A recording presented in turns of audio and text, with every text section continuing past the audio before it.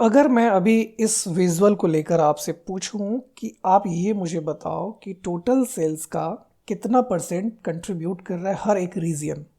Probably आप बोलोगे sir east तो मुझे लग रहा है कि ज़्यादा है, लेकिन नॉर्थ साउथ और वेस्ट के बारे में श्योर नहीं हूँ। सब एक जैसा ही स्लाइस लग रहा है, पता नहीं एग्जैक्टली कितना कंट्रीब्यूट कर रहा है। अगर ये आप आंसर है आपका तो परफेक्ट, बिल्कुल ऐसा ही आंसर है। या फिर मैं बगल वाले जो आप सेकंड देख रहे हैं पाई चार्ट, इसमें भी आपसे क्वेश्चन पूछूं कि बताओ एग्जैक्टली कैसे कैसे इनका कंट्रीब्यूशन रहा ब्रांडिंग वाइज, तो भी आप थोड़ा कन्फ्यूज़न रहोगे या आपको खुद अच्छा नहीं लगेगा।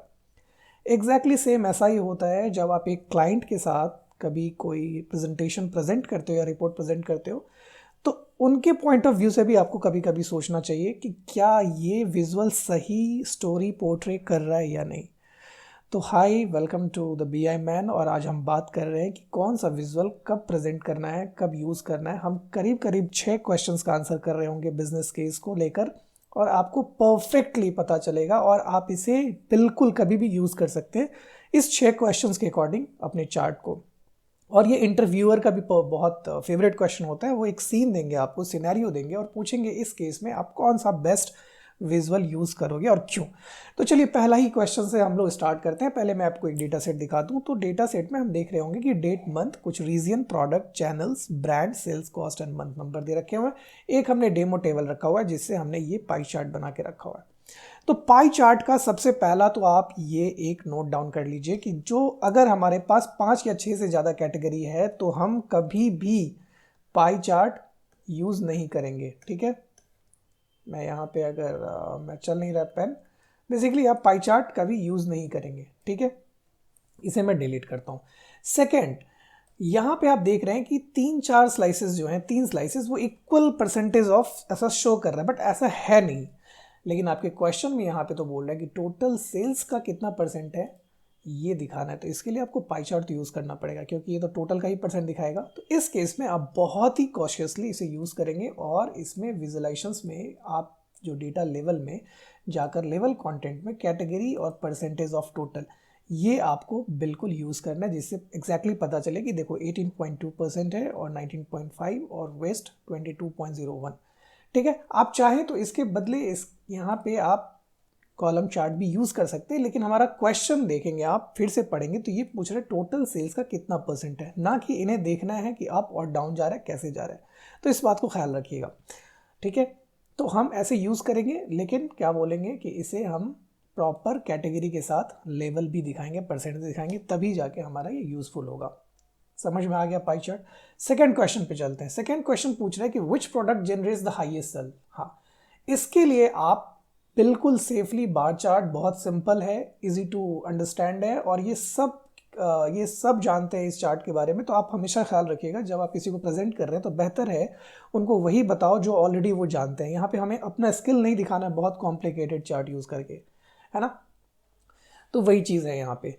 आप देख रहे हो कि ये लावा, सैमसंग, एलजी, ब्लैकबेरी, आप सिर्फ बार देख के ही पता कर सकते हो कि ये कौन सा बेटर परफॉर्म करा, नहीं करा, किसका हाईएस्ट सेल हुआ। यहाँ पे अगर डेटा लेवल में ऑन नहीं भी करा तब भी आप बार का हाइट देख के आप समझ पा रहे होंगे, कंपैरिजन कर पा रहे होंगे। फॉर बेटर अंडरस्टैंडिंग डेफिनेटली आपको डेटा लेवल ऑन करना चाहिए, तो ज़्यादा आपको एग्जैक्ट फिगर मिलेगा। तो इस केस में जब आप पूछे कि जनरेट्स किसने करा, कंपैरिजन में पूछे, तो आप बार चार्ट यूज़ कर सकते हैं सेफली, कोई प्रॉब्लम नहीं है। बस इसमें आप कलर वलर अपने हिसाब से कॉस्मेटिक पार्ट कर लीजिएगा, लेकिन ये सेफ है। अगर इंटरव्यू में क्वेश्चन पूछते हैं तो आप आंसर कर सकते हैं। थर्ड क्वेश्चन चलते हैं, जो एक सिंपल अंडररेटेड है। इसका क्वेश्चन पूछने का तरीका इंटरव्यू का पूछा, अगर आप, अच्छा, PL300 एग्ज़ाम होता है बाय द वे, आप सब जानते होंगे, जो इसमें पावर बीआई का एग्ज़ाम होता है PL300। तो उसमें भी ना आपसे इस तरीके के क्वेश्चन पूछा जाएगा। ये क्वेश्चन सिनेरियो दिया जाएगा और पूछेगा चार चार्ट का ऑप्शन देगा, कौन सा चार्ट यूज़ करेंगे तो बेस्ट होगा आपके लिए। या इंटरव्यू में सेम पूछते हैं। तो जब आपका ट्रेंडिंग ओवर टाइम बताए ना तो सिंपली आप यूज़ करेंगे लाइन चार्ट। यहाँ पे भी डेटा लेवल ऑन करेंगे तो एग्जैक्ट आपको पता चलेगा। सैडेड एरिया भी कर सकते हैं, डेटा लेवल भी ऑन कर सकते हैं, तो आपको पता चलेगा देखो जनवरी में कैसे जा रहा है, फरवरी, मार्च, अप्रैल में। तो ओवर ट्रेंड बता रहा है कि month on month, month on month कैसा जा रहा है। सिंपल, ये वाला कीवर्ड आप याद रखेंगे, ट्रेंडिंग ओवर टाइम। तो ये ट्रेंडिंग और ओवर टाइम ये जा रहा है। इस केस में हमेशा क्या करेंगे, हम लाइन चार्ट ही यूज़ करेंगे। आइए नेक्स्ट क्वेश्चन पे चलते हैं जो एक मोस्ट इंपॉर्टेंट है। हाँ, ये हम अभी स्किप करते हैं, इसका आंसर हम और देते हैं अलग वे में। 5वां क्वेश्चन है, आप ध्यान दीजिएगा। ये एक बहुत ही ट्रिकी क्वेश्चन है और आपके लिए बहुत ही बेहतर ये चार्ट है जिसे आप यूज कर सकते हैं बेटर इंसाइट्स के लिए।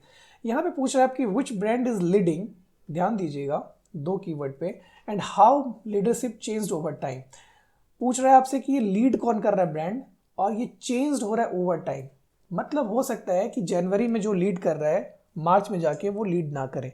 जैसे कि आप चार्ट में देख भी रहे हैं कि ये अल्फा बीटा करके 2 सपोज की ब्रांड है, तो अल्फा ब्रांड आप देखेंगे अप्रैल तक, है ना, अप्रैल तक ये लीड कर रहा है, लेकिन सडनली मई में जाके ये नीचे आ गया और बीटा ऊपर आ गया, है ना, और फिर से वापस जून में अल्फा लीड करने लगा। तो बेसिकली आप क्या बता रहे हैं कि लीडरशिप किसका है हर मंथ और वो कैसे चेंज हो रहा है ओवर द टाइम। तो ये बताने के लिए बेस्ट है रीवन चार्ट, ठीक है, तो आप हमेशा इसको प्रेफर करेंगे। अब इसी चार्ट का क्वेश्चन का आंसर बताने के लिए बेस्ट है, मान लो मैं आपसे पूछता हूं कि आप ये मुझे बताओ मई में अल्फा नीचे क्यों चला गया और बीटा ऊपर क्यों आ गया, है ना। तो सिंपली आप क्या करते हैं, आप इन्हीं से पूछ लो, इस पर क्लिक करोगे, फिर कंट्रोल के साथ इसके ऊपर क्लिक करोगे, राइट क्लिक करोगे और ये पूछेगा एनालाइज और बोलोगे एक्सप्लेन द डिक्रीज। जैसे ही करोगे तो ये सारे ऑप्शंस देने लग गए आपको कि ये कुछ पॉसिबल्स रीज़न हो सकते हैं इनके नीचे या ऊपर जाने का। तो आप चाहे तो इसे इंपोर्ट कर सकते हो और हमने इसे ही इंपोर्ट किया है इसके आंसर्स के लिए। तो आप जाएंगे क्वेश्चन 6 में, तो रीजंस दिखाने के लिए आप वाटरफॉल चार्ट दिखा सकते हैं। इसमें क्या बता रहा है कि 2 रीजन पॉसिबली जो हमारा डेटा सेट है उसके अकॉर्डिंग, जब बड़ा डेटा सेट होगा तो मोर देन आपका 10 to 15 रीजंस आपको बता देगा। तो यहाँ पे बता रहा है कि देखो 2024 में 130 था अल्फा, लेकिन वेस्ट में 180 प्रॉफिट हुआ और फिर नॉर्थ में 130 लॉस हुआ, जिसकी वजह से 24 में बीटा 180 हुआ। दूसरा ऑफलाइन और ऑनलाइन का वर्सेस कंपैरिजन। बेसिकली अगर आपको ये समझना हो कि प्रॉफिट कैसे कंट्रीब्यूट कर रहा है, कैसे इंक्रीज डिक्रीज हो रहा है, इस तरह की चीज़ों को देखने के लिए हम हमेशा वाटरफॉल चार्ट का यूज़ करते हैं, करेक्ट। तो एक बार फिर से रिवीजन करते हैं।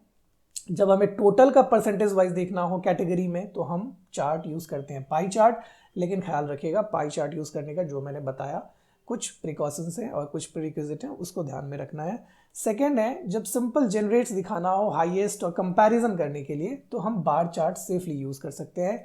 और थर्ड वन, जब हमें ट्रेंड दिखाना हो ओवर द टाइम तो हम लाइन चार्ट को लेके सेफली जा सकते हैं। आप इंटरव्यू में भी सेफली बोल सकते हैं, कोई प्रॉब्लम नहीं है, 100% राइट होगा।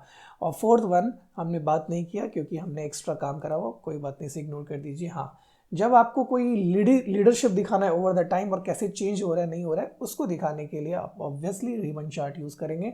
और रिवन चार्ट या फिर बार चार्ट या फिर पाई चार्ट का रीज़न बताने के लिए, एक्सप्लेन इंक्रीज और डिक्रीज बताने के लिए आप हमेशा यूज़ करेंगे वाटरफॉल चार्ट। तो आई होप कि आपको बेसिक्स अंडरस्टैंडिंग पता चल गया कौन सा चार्ट कब यूज़ करना है। ये मोस्ट यूज चार्ट होते हैं हमारे पावर बीआई डैशबोर्ड में या एक्सेल डैशबोर्ड में भी ऐसा हम यूज़ करते हैं। बाकी आपको ये पता है कि हम सिंगल फिगर दिखाने के लिए, डिजिट दिखाने के लिए कार्ड का यूज़ करते हैं, स्लाइसर का आपको पता है। तो इतना भी आप करेंगे तो मोस्ट ऑफ द टाइम ये यूज़ कर पा रहे होंगे और आपके ये PL 300 एग्जाम में भी आ सकता है और इंटरव्यू में भी आ सकता है। आगे हम फिर जब नया प्रोजेक्ट करने वाले हैं डोमेन वाइज तो फिर हम आपको वहाँ भी दिखाएंगे कौन सा KPI के लिए कौन सा बेस्ट होगा आपका चार्ट। तो थैंक यू सो मच। ये छोटा सा वीडियो था, एक इन्फॉर्मेशन पास ऑन करना था आपकी तरफ कि आप क्या सही तरीके से यूज़ कर रहे हैं नहीं कर रहे। फिर हम नेक्स्ट वीडियो में आएंगे किसी और टॉपिक के साथ। तब तक के लिए thank you so much, bye bye, take care.